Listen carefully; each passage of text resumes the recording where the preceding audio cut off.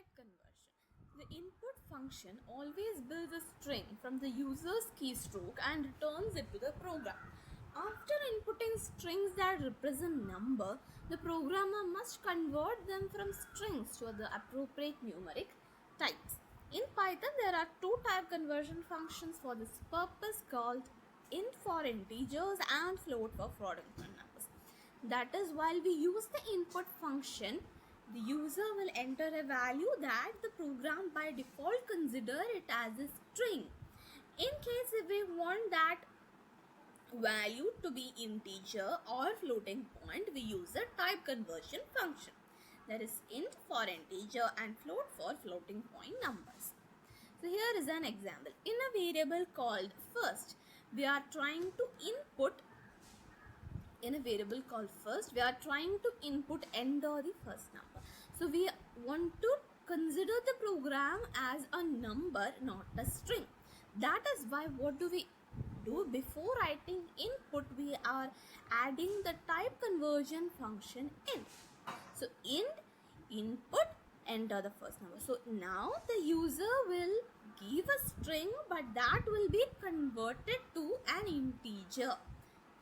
And again, there is a second variable called second that is also taken as a number. It is converted into a number, and that is why it is having the name type conversion. Now the sum is first plus second. So the integers, both are integers right now. So when they are asked to add the two variables together, the two variables are integers. So the sum will be 12 plus 34, and in this case it is 46. Now Python functions for input and output. Now what are the Python functions for input and output?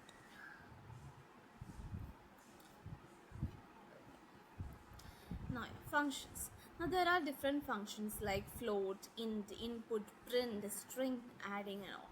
So now float, we write float and a string of digits. So here we know, as I told you before, converts a string of digits to a floating point value. Now if it is int, it converts a string of digits to an integer value. Now if it is an input function, we have learned before. These are the functions that we have so far learned. Input is displays the string prompt and waits for keyboard input, returns a string of characters entered by the user. And print expression. Okay, now print, and inside the parentheses we are having expressions. We can have expressions as much as we want. So here it evaluates expressions and displays them separated by one space in the console window. Then concatenation of two strings. That is string 1 plus string 2, and they are concatenated. Either they can, if it is string, they just glue together, and if it is integer or any other thing, they will be evaluated as such. Next, editing, saving and running a script. Now it is easy to try out short Python expressions and statements interactively at a shell prompt. It is more convenient to compose, edit and save longer, more complex programs in files. We can then run these program files or scripts either within IDLE or from the operating system's command prompt without opening IDLE. To compose and execute programs in this manner, you perform the following steps. Select the option New Window from the File menu of the Shell window. In the New Window, enter the Python expression or statements on separate line in the order in which you want Python to execute them. At any point, you may save the file by selecting File Save. If you do this, you should use a .py extension. For example, your first program file might be named myprogram.py. Now, to run this file of code as a Python script, select Run Module from Run menu or press the F5 key for Windows and Ctrl plus F5 for Mac or Linux. Now, how Python works. Whether you are running Python code as a script or interactively in a shell, the Python interpreter does a great deal of work to carry out the instructions in your program. This work can be broken into a series of steps. So, how does this work? Python code. We have a code, and that code will be gone through a syntax checker and translator. So when this Python code goes to the syntax checker, See over here, the Python code is moved to the syntax checker. So when it goes to the syntax checker, if there are errors, there might be syntax errors, then syntax error message is given out. And if there is no error, it will go as bytecode to the Python virtual machine. It will go to the Python virtual machine. Now once it goes to the Python virtual machine, it will ask the user to input any values, the user inputs, and if there is any other errors in what the user inputs, any other errors, value errors or anything like that, then other error messages will be shown. Now if there is no others error so far, the program will give you the output. You get the output. So Python code goes to syntax checker and translator. In the syntax checker, if there is any syntax error messages, that will be displayed. And if there is no syntax errors, it will go to the Python virtual machine as the bytecode, and then it will go to the Python virtual machine where the user inputs. Now if there is any errors in the user input like value error, it will give as other error message will be displayed, and if there are no errors so far, the program will give you the output. That is how it works. Now the interpreter reads a Python expression or statement, also called the source code. So this Python code, we can also call it as the source code. The source code, and verifies that it is well formed. In this step, the interpreter behaves like a strict English teacher who rejects any sentence that does not adhere to the grammar rules or syntax of the language. As soon as the interpreter encounters such an error, it halts translation with an error message. That is step 1. Now, if a Python expression is well formed, the interpreter then translates it to an equivalent form in a low-level language called the bytecode. When the interpreter runs a script, it completely translates it to bytecode. This bytecode is next sent to another software component called the Python virtual machine, PVM, where it is executed. If another error occurs during this step, execution also halts with an error message. Next is detecting and correcting syntax errors. Programmers inevitably make typographical errors when editing program, and the Python interpreter will nearly always detect them. So such errors are called as a syntax error. If there is any typographical errors, that is when the programmer makes errors in the program, that is typographical errors, any syntax errors, the Python will always detect the, it's not always, nearly always detect them. When Python encounters a syntax error in a program, it holds execution with an error message. So in this case, let us look over here. We're having length, and okay, this is length. Look at this spelling. We're having length, and the length is a variable where we are asking the user to enter the length. Now the length is entered as 44 over here, and then we are asking the computer to give us the display. So print length, but maybe by mistake the person who have entered, the programmer who have entered the value, I mean the word, it has appeared to be length. He forgot the G over here. So length is not defined here. So what does it come? It is a name error. Name error is name, length is not defined, and that was a mistake over here. So length and length. So even though small mistakes will be taken into account. That is how the error, the name error have occurred over here. Now, the first statement assigns an input value to the variable length. The next statement attempts to print the value of variable length. Python responds that this name is not defined. Now there are other errors like unexpected indentation errors. So here you can check print length. That is okay. But look over here. There is a space over here.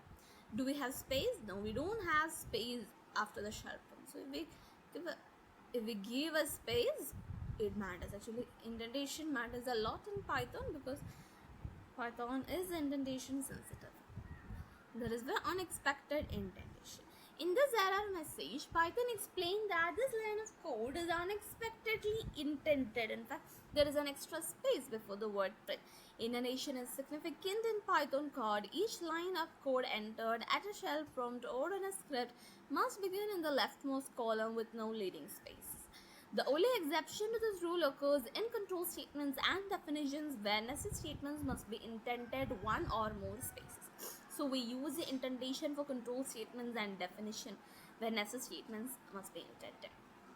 Next comes the software development process, which we have already learned in MSS. The process of planning and organizing a program is called as software development process. So now what is software development process? Software development process is the process of planning and organizing. We are planning and organizing a program, and that is called as a software development process. There are several approaches to software development, and one of the version is the waterfall model. And the waterfall model consists of several phases: the customer request, analysis, design, implementation, integration, maintenance. So these are the 6 phases of the waterfall model, and this is how the diagram looks like. We have a customer request, analysis, design, implementation, integration, and maintenance.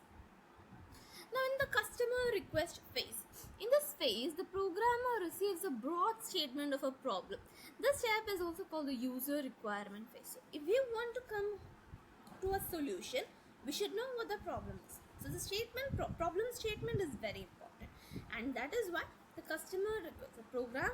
programmer will receive a broad statement of a problem, and that is why, because the programmer is receiving a broad statement of problem, the step is also called as user requirements phase. We are making the program according to the user's requirement. So customer request or the user requirement phase is where problem statement is received by the programmer. Next one is analysis. The programmers determine what the program will do. This is sometimes viewed as a process of clarifying the specifications for the problem. Analysis is the programmers determine what the program will do. This is sometimes viewed as a process of clarifying the specifications for the problem. So here with the programmer have got the problem statement. Now the programmer will have to determine what program they have to do in order to satisfy the user's requirement. And this is known as process of clarifying the specifications for the problem. Next is the design phase. So here the programmers determine how the program will do its task, designing of the program. Implementation. The programmers write the program. This step is also called as a coding phase. Implementation means there's a coding phase. Integration. Large programs have many parts. In the integration phase, these parts are brought together into a smoothly functioning whole, usually not an easy task. Okay, integration, because when project is very big, we divide them into smaller parts, and it will have a large program, might have many parts. Now in integration phase, these small parts are brought together as a whole. It will work as a whole, and integration part is not quite easy. Next is maintenance. So programs usually have a long lifespan of 5 to 15 years is common for software, and during this time requirements change, errors are detected, and minor or major modifications are made. So in maintenance, the programs do have a long lifespan, but as the time goes on, there might be change in the requirement for the user. Maybe errors will be detected, and slight or maybe even bigger modifications have to be made. And this is the diagram for waterfall model. How does it go? The customer request or the user requirement is the first phase. Analysis phase. It goes down. The customer request falls down to analysis phase. Analysis phase falls down to design phase, and design phase falls down to implementation phase, and implementation phase falls down to integration phase, and integration phase finally goes down to maintenance. Now these are all interconnected. Okay. How? Now customer phase goes to analysis phase. Now if there is any mistake in analysis, we go back to the customer requirement, the user requirement, and we check to verify it. So we go up, and again in analysis phase, then we come back to analysis phase. Now we are going to design phase. So here in design phase we find some mistake. We go back to analysis phase to recheck it. If in implementation phase anything happens, any error is happening, we come back to design phase. In integration phase, if any error is happening, we come back to implementation phase. And here in maintenance, if anything is going wrong, we go to integration. We can either go check individually. So we can either go to integration phase, implementation phase, design phase, or analysis phase, or customer request. We can go directly from maintenance. We can actually go directly to any of the phases. So they all are integrated. They are all connected. Now the figure resembles a waterfall in which the results of each phase flow down to the next. However, a mistake detected in one phase often requires the developer to back up and redo some of the work in the previous phase. Modifications made during maintenance also require backing up to earlier phases. Taken together, these phases are also called as a software development life cycle. Now, modern software development is usually incremental and iterative. This means that analysis and design may produce a rough draft, skeletal version or prototype of a system for coding, and then back up to earlier phases to fill in more details after some testing. Keep in mind that mistakes found early are much less expensive to correct than those found late. These are not just financial costs but also cost in time and effort.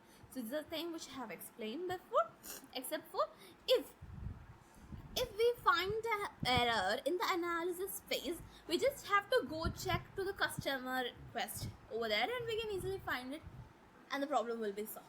But what happens if we are finding it in the integration state? If we are finding the mistake, if we are finding a drawback or a fault in the integration phase, then we have to go to implementation stage, then we have to go back to design state, to analysis state, and to the customer requirement. So that is cost a lot of time, effort, and money, of course. So that's what I've been telling over here. This one we'll learn in the next video.